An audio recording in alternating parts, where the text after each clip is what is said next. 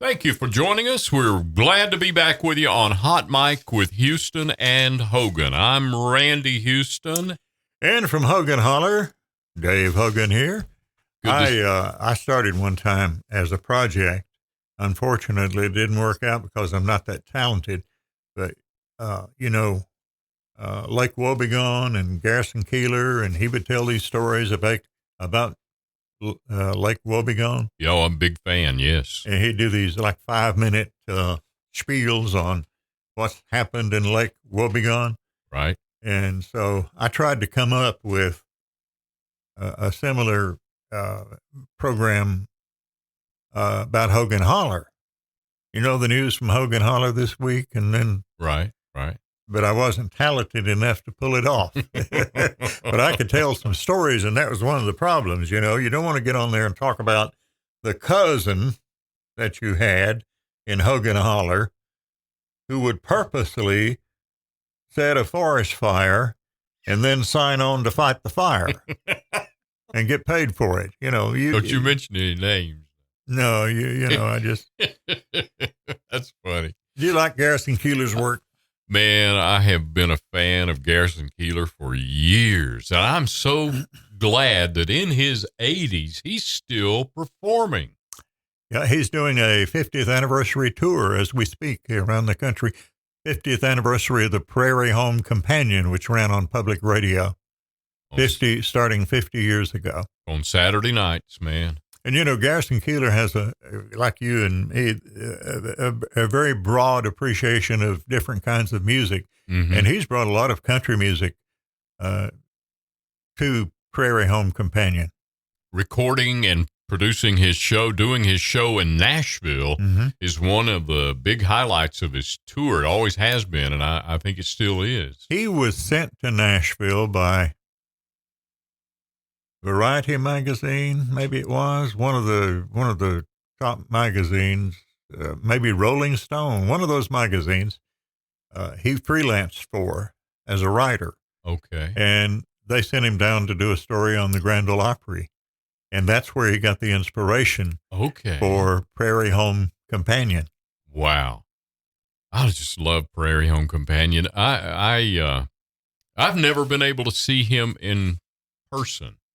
And neither have I.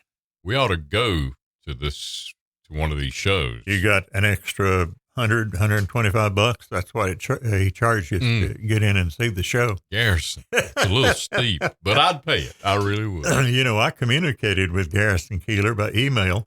Did you really? Recently? About streaming his shows, where great idea. People like you and me could pay $25 or whatever price, and he would stream some of these concerts that he's doing on the 50th anniversary of Prairie Home Companion. That's a great idea, Dave. So he has his technical people working on it.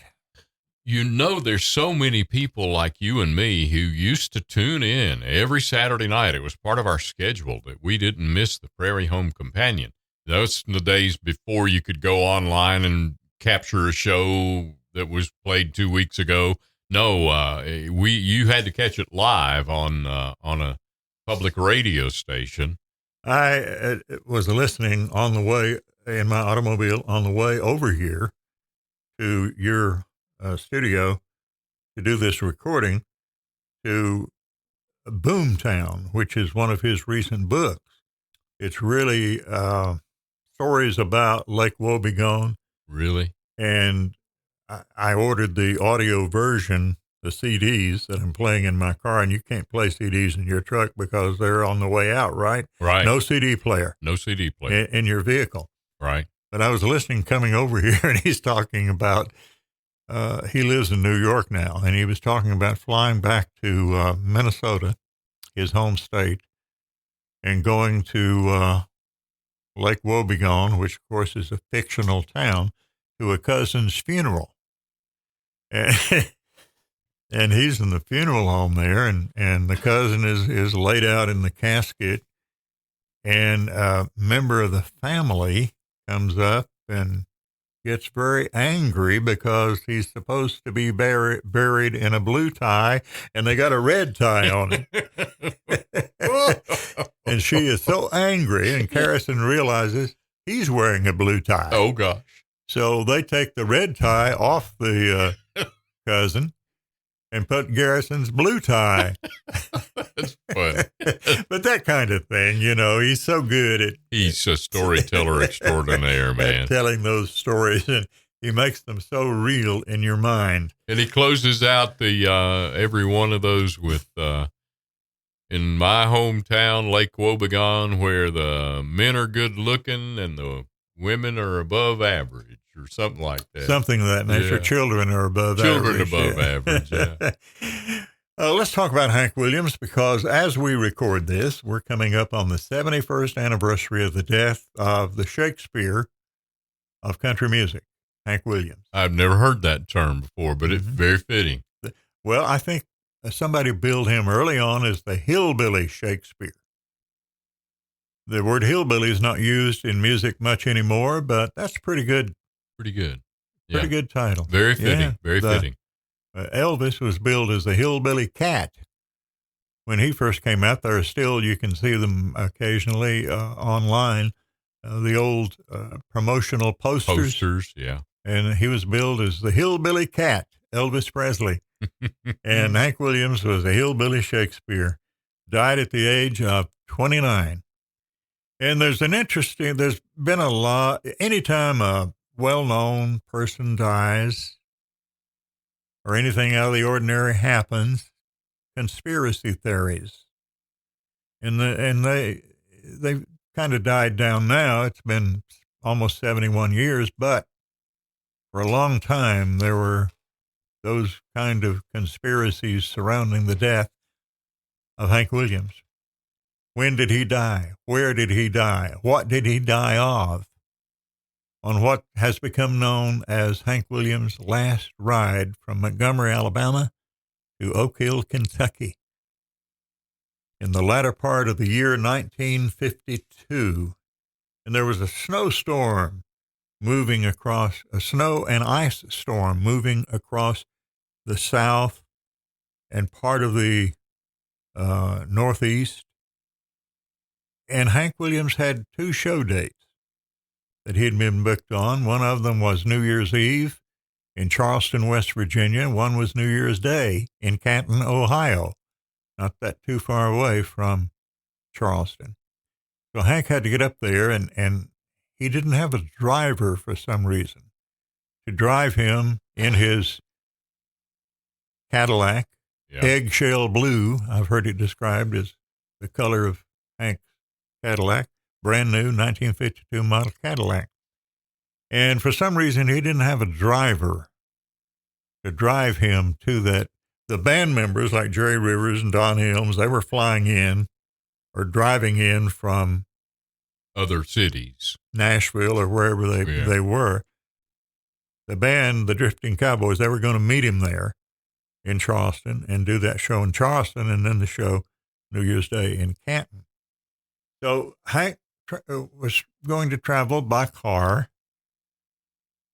and he didn't have a driver. So he had a friend, a longtime family friend, who ran a taxi service in Montgomery, Alabama. So he went over and talked to him about it, and he said, I tell you what, I've got a son who's a freshman at Auburn University.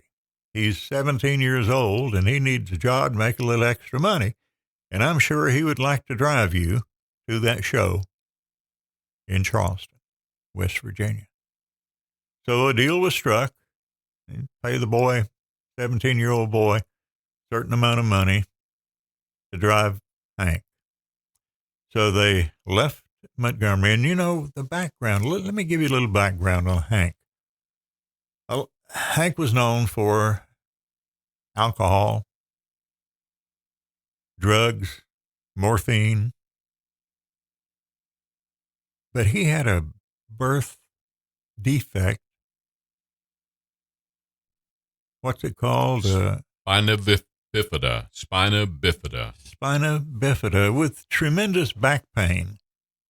Had a problem with pain, and a lot of people think drinking is a moral issue, and perhaps it is to some extent. But Hank drank to try to ease the pain. Yeah. And you know, people in the music business or any kind of show business, they've got a schedule to keep. They got to be on stage at a certain time.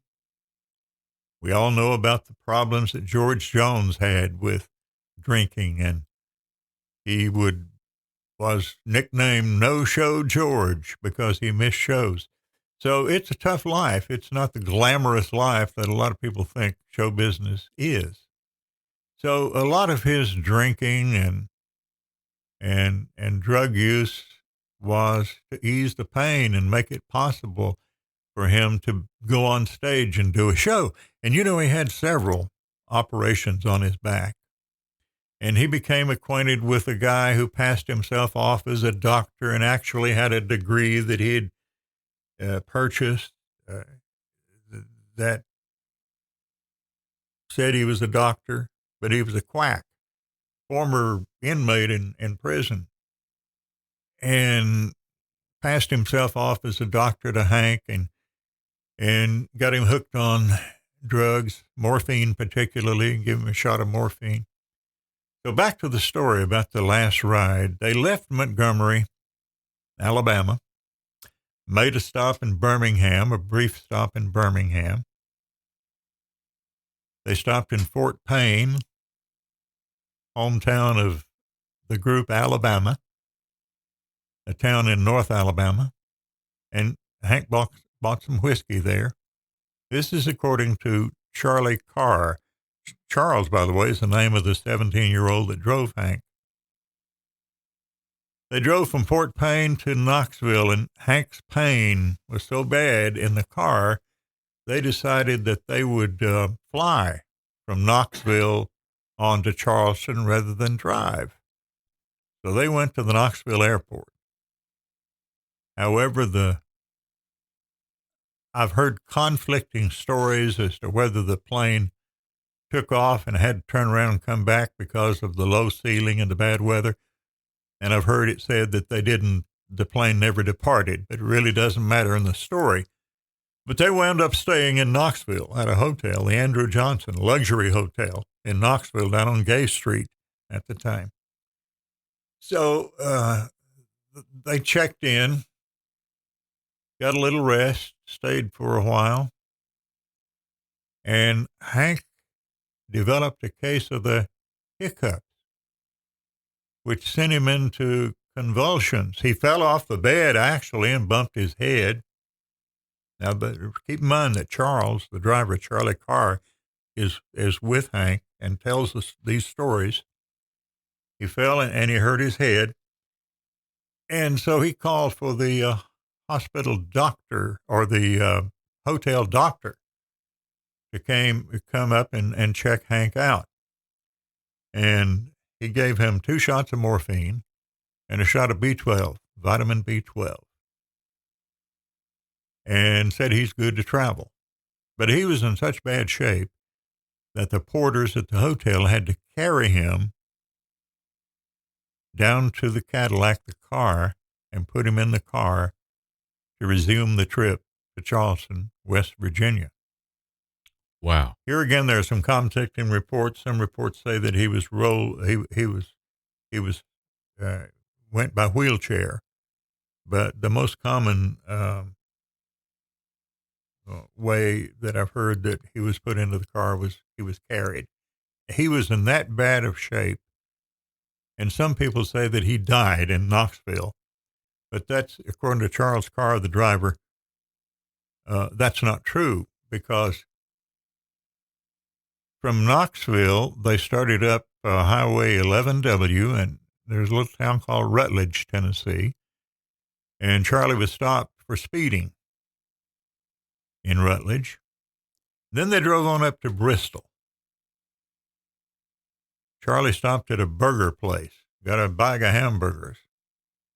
He asked Hank if he wanted a hamburger, and Hank got out and stretched, according to Charlie, and said, "No, I'm going to get back in the vehicle and rest and try to get some sleep." So we know that, according to the driver of the car, Hank was alive In Bristol. In Bristol, Tennessee, Virginia. I don't know which side, Right. which state they were on, because the state line is right down through the middle of Bristol. Then they continued their drive, and keep in mind, they're not on interstate highways. They're on 2-lane roads. Mountain roads. What we'd call country mountain roads that existed back in 1952. They left Knoxville, drove up Highway 11W, got that speeding ticket near Rutledge, then stopped in Bristol. Charlie bought a bag of hamburgers. Hank said no. And then they continued their drive on up to Bluefield, West Virginia. By this time, Charlie had been driving, counting the stops along the way, about 20 hours. Wow. A long time. Yeah. So he was so exhausted. He stopped in Bluefield, and his dad owned a taxi stand down in Montgomery, Alabama, as I mentioned earlier.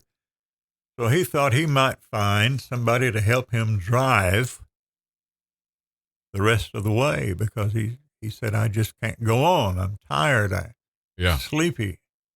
Got to get Hank up to Charleston. Let me backtrack for just a moment at this point.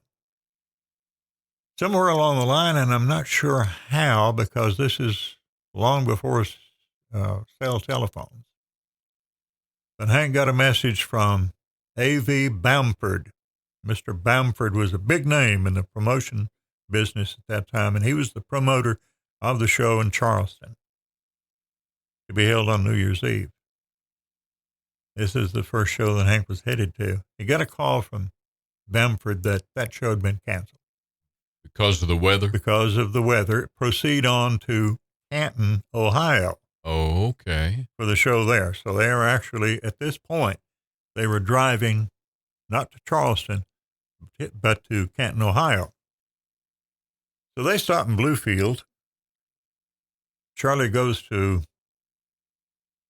a little restaurant, which is located right near, he was looking for the taxi stand because he was familiar with that industry because his dad owned a taxi service in Montgomery, and he thought there might be a driver available. Right.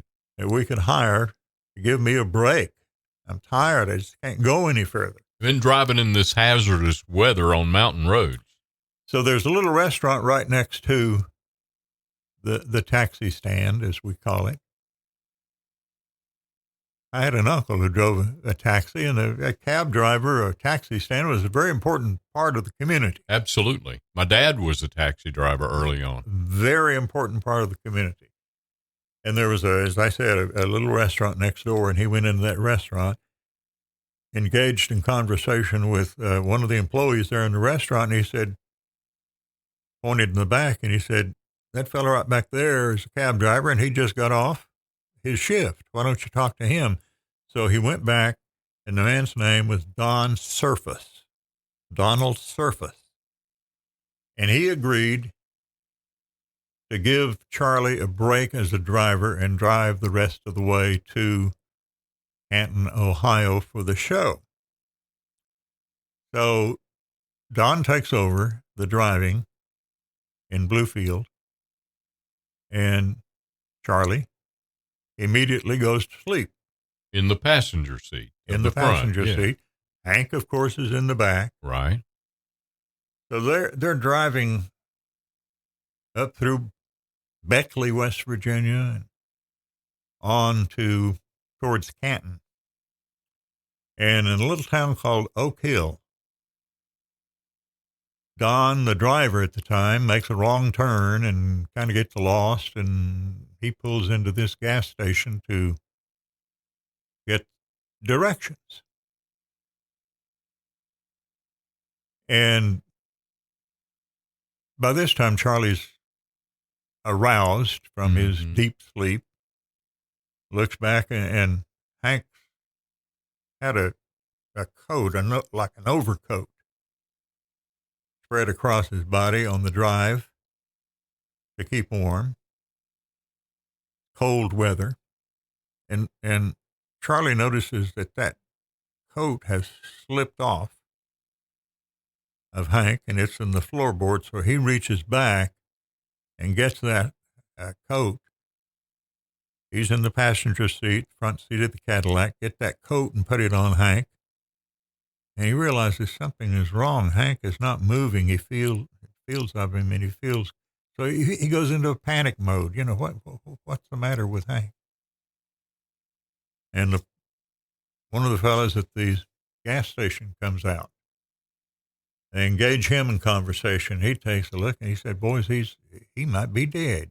You better there's a hospital so many miles, 6-8 miles down the road here is to the hospital.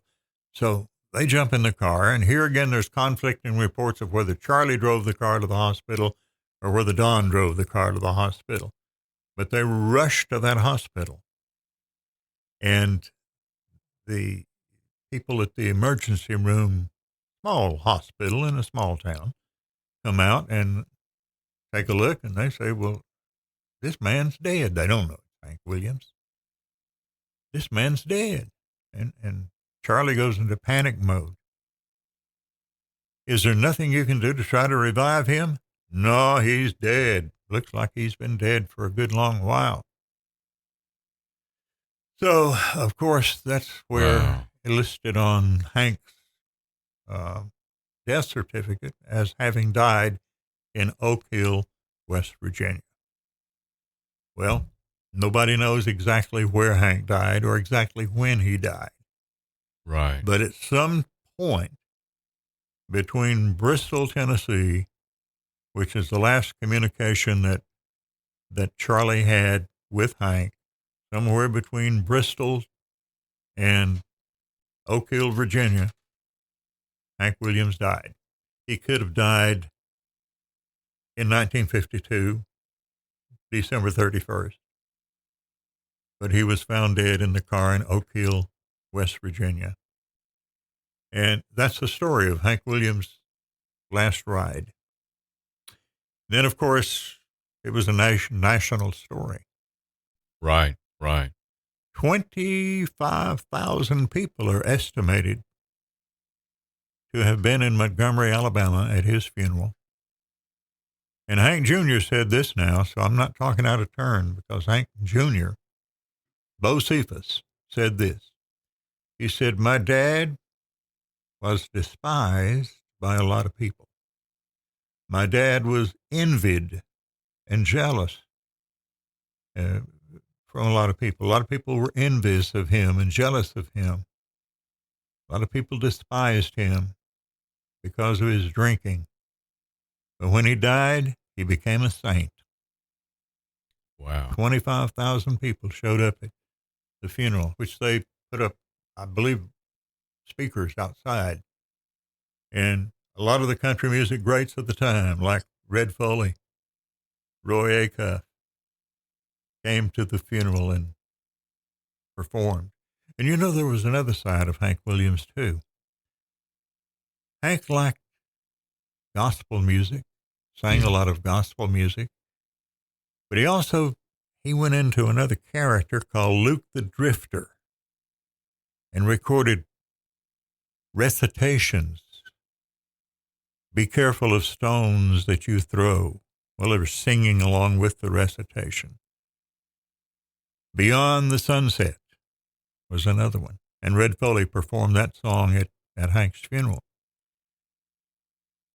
But Fred Rose, who was the publisher, Acuff Rose, that published Hank Williams' music, when Hank insisted on it, he was such a big star, they could not keep him from recording those gospel-type songs that had a story, a message.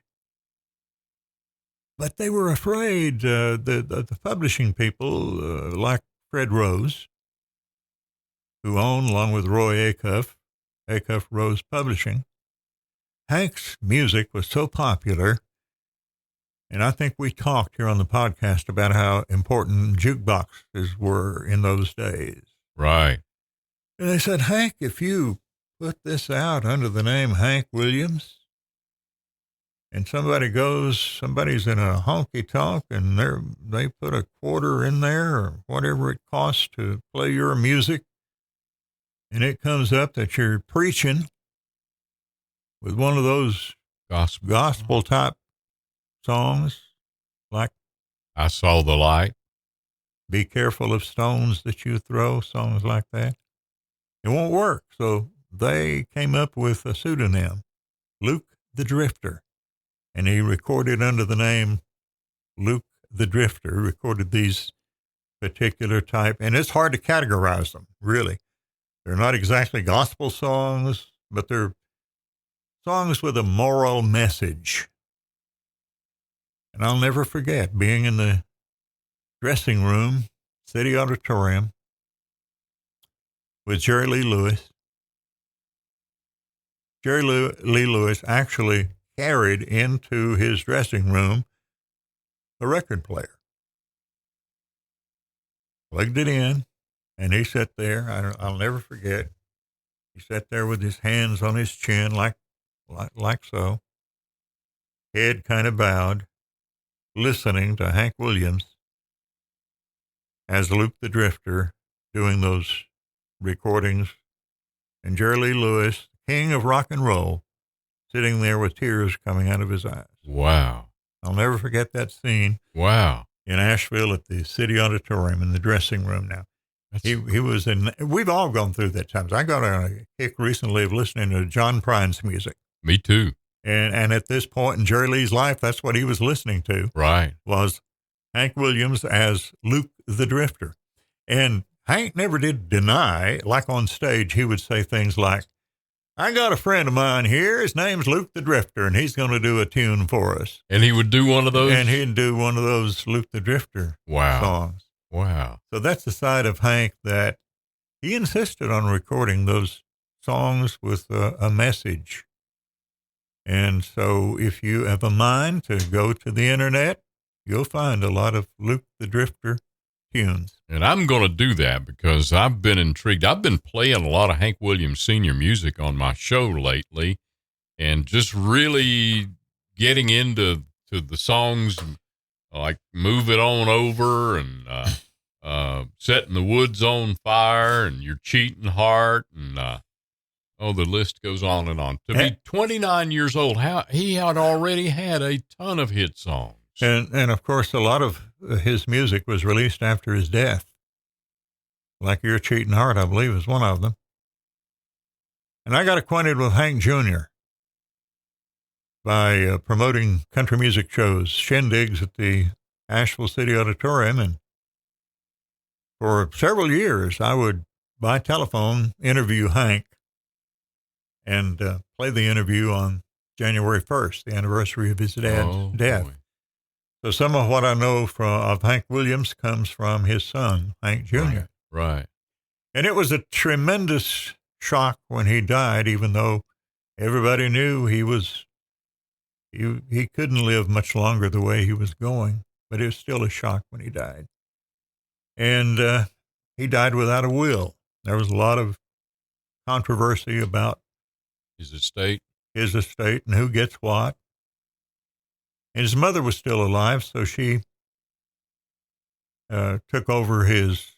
I remember reading about Charlie Carr saying he was kind of shocked when he was talking by telephone to Hank's mom down in Montgomery. One of the first things that she said was, "Be sure nothing happens to that car." Talking about that Cadillac that Hank died in. So Lily, his mother, took over management of the estate. Then she died, and Hank's sister Irene took over the management of the estate. There were a lot of lawsuits involved as to who owns what. And then the story came out that Hank had I don't like the term illegitimate child, because I don't think anybody should be called illegitimate, but that's the term that was used in those days. And later on, she recorded under the name of Jet Williams, who was the so-called illegitimate child of Hank Williams. And so she got involved in her what she considered her share of the Hank Williams estate. And so there were a lot of lawsuits, and it finally got settled. Right. And Hank Jr. had a hard time accepting her as a sister, but finally did. And so that's a story of somebody who's,